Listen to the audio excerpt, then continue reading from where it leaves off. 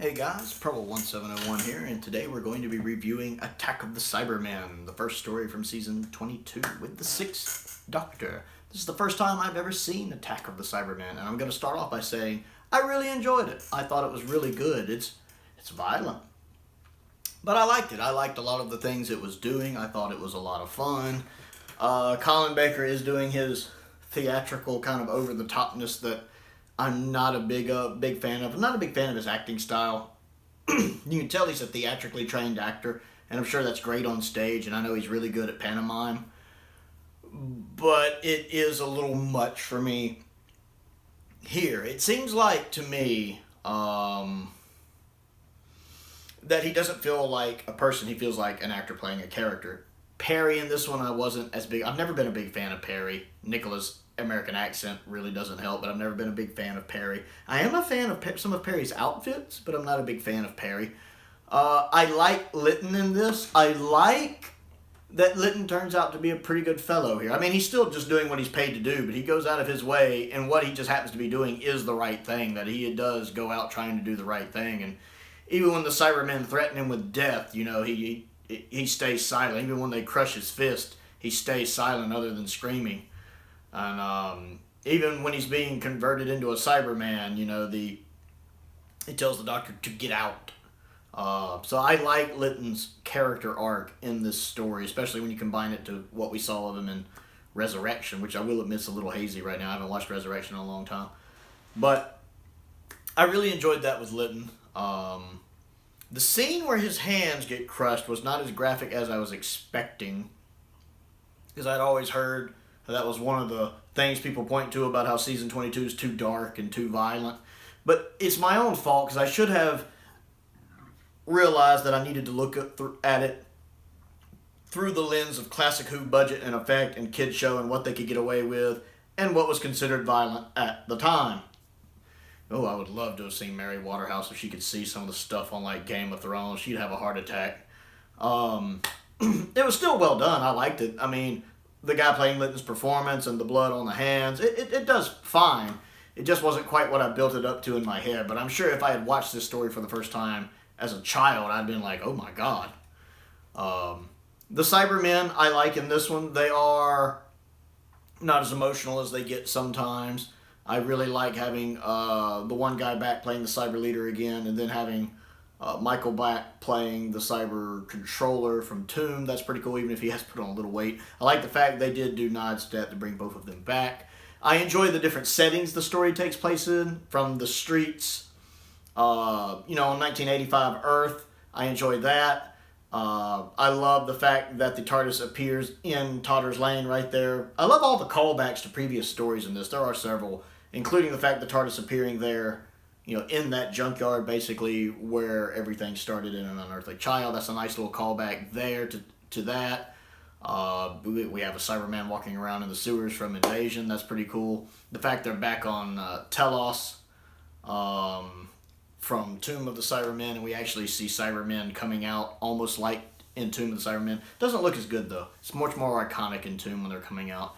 But seeing them come out, and I love the fact they've been in hibernation so long that some of them wake up kind of messed up. They're not quite right when they wake up because they've been hibernating so long. It would have been better if the hibernating Cybermen had been in the old costumes. I'm sure they couldn't do that, budget reasons. But that would have been cool if they could have been in the Tomb and the Cybermen outfits instead of the modern, 80s modern Cybermen outfits. That would have been a nice touch. I did not like the female aliens, the Cryons or whatever they're called.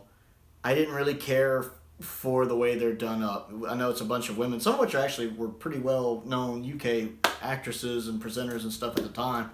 I don't like their design. I don't. If there's one put-off I have from the story more than anything, it's their design doesn't work for me, with the weird mustaches and how they're constantly doing this, and it just, ooh.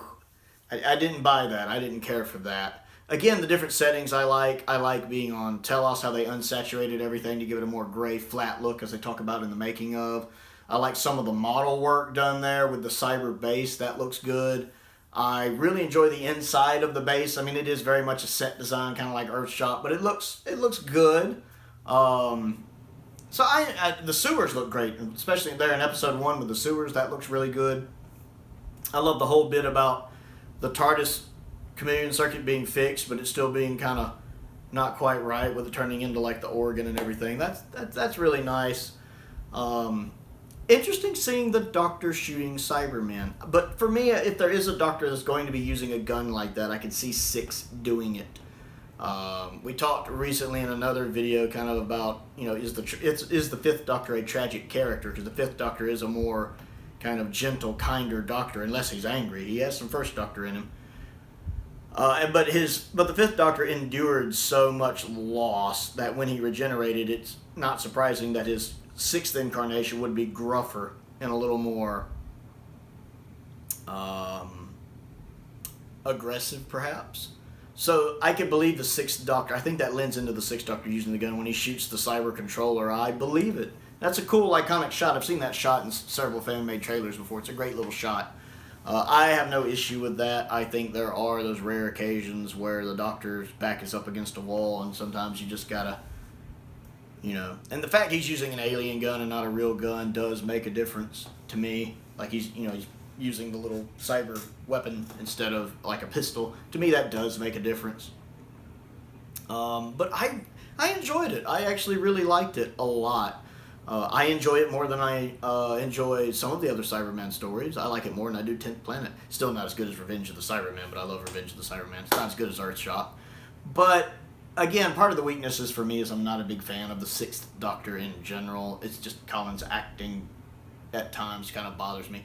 I have noticed I like Colin's hair better, I think, in Season 22. It's a little shorter and a little darker. I know this sounds really weird, but in Season 23, it looks like he's wearing a blonde wig sometimes. His hair is like blonde and longer, and it looks like a wig in Season 23, whereas in 22, that the way his hair is seems to fit him perfectly. I like that better.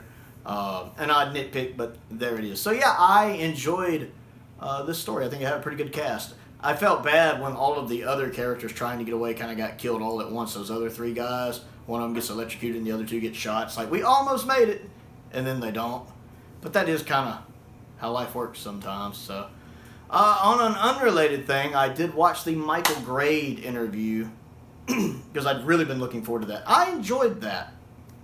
I really actually enjoyed that. I like the fact that Michael Grade has his opinion and he sticks by his opinion. And the fact that he canceled the show just because he thought it was basically by its sell-by date, and that, with stuff like Star Wars and, Close Encounters of the Third Kind, all of that out now, that, you look at that and then you look at Doctor Who and you're like, well, Doctor Who's doing the same thing he's been doing for 20 years. I can see his reasoning and his logic. You can tell he doesn't remember all of it very clearly because he didn't realize the show ran so much longer after the hiatus. I don't even think they bring up Sylvester McCoy's era, really. They talk a little bit about Trial of the Time Lord, but the stuff with, I don't even think Sylvester McCoy's name's even mentioned in the interview. But I like the fact that throughout it all, Michael Grade stands by his opinion. I mean, whether or not that was the right call to make, he stands by his reasoning on it, and he stands by why he canceled it and put it on hiatus, and the fact that he still feels that way. I respect that. So that was a really neat interview, and I really, really enjoyed watching that. So, Attack of the Cybermen, what do you think of it? Comment down below and let me know, because I always enjoy hearing what y'all think. Other things to do, click the like button and the subscribe button, and the bell for notifications so you never miss out on another video. I also have a Patreon. If you like what I do and would like to support what I do, there is a link to that down in the description below, as is my P.O. Box if there's anything you would like to send me, and a link to my Amazon wish list as well. I update that regularly with Doctor Who and non-Doctor Who stuff. I want to give a shout out to 2 of my top tier patrons, Stephen Crane and the 5th Doctor. I appreciate their continued support, just as I do the support of all of my patrons. Thank each and every one of you. Most importantly, though, thank you for watching.